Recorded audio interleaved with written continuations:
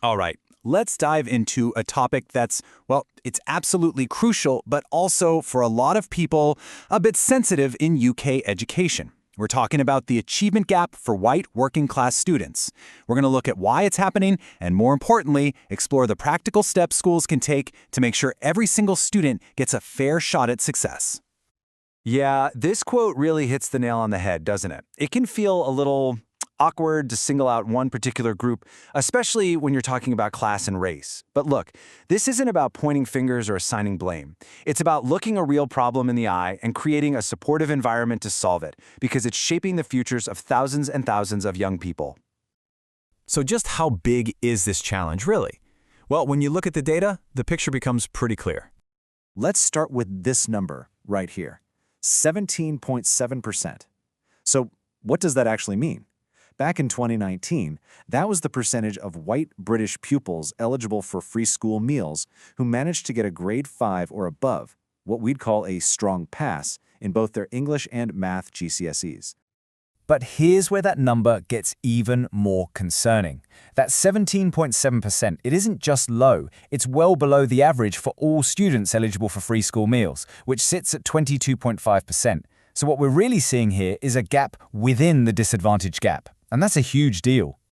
And look, this isn't a problem that just pops up out of nowhere when kids turn 16. No way.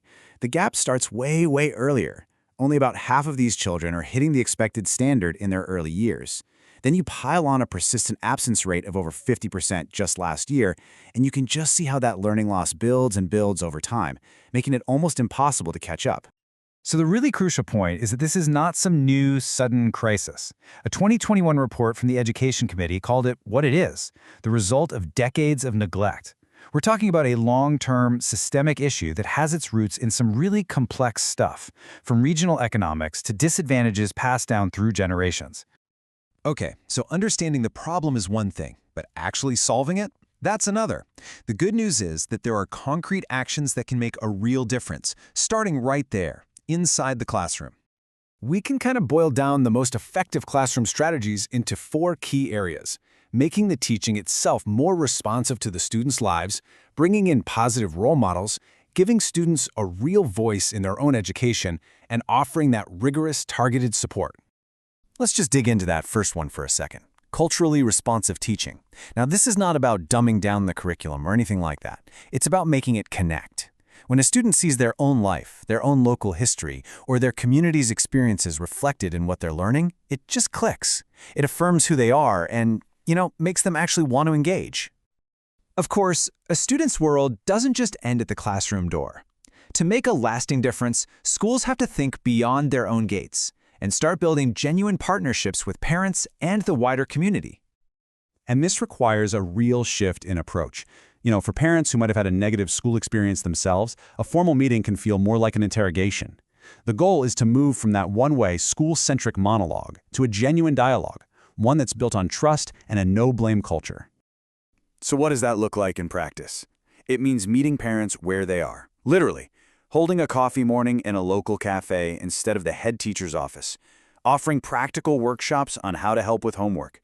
It's about building trust and framing education, including something like good attendance, as a team effort where everyone is valued.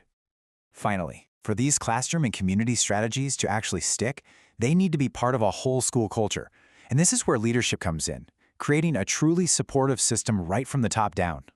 A key concept here is something called poverty proofing. This is basically a full school audit to find and remove those hidden financial barriers that can exclude children from low-income families. Think about the cost of a school trip, a specific uniform, or an after-school club. Poverty proofing is all about making sure that every single student has access to the full school experience, regardless of their family's income. And that system is held up by other critical pillars: investing in professional development so staff are actually equipped to help, creating mentorship programs that pair a student with a trusted adult, and using dedicated support staff to provide that crucial day-to-day guidance and encouragement. Ultimately, there is no single magic bullet here. Closing this gap requires empathy from everyone involved. It requires open communication between schools, families, and communities. And it demands a shared commitment to a simple but really powerful idea: that every single child deserves the opportunity to reach their full potential. So we'll leave you with this question. It's not just about one group of students, but about what makes any school truly successful. How can a school build genuine, lasting trust with its entire community? Because the answer to that, well, that could be the key to unlocking potential for everyone.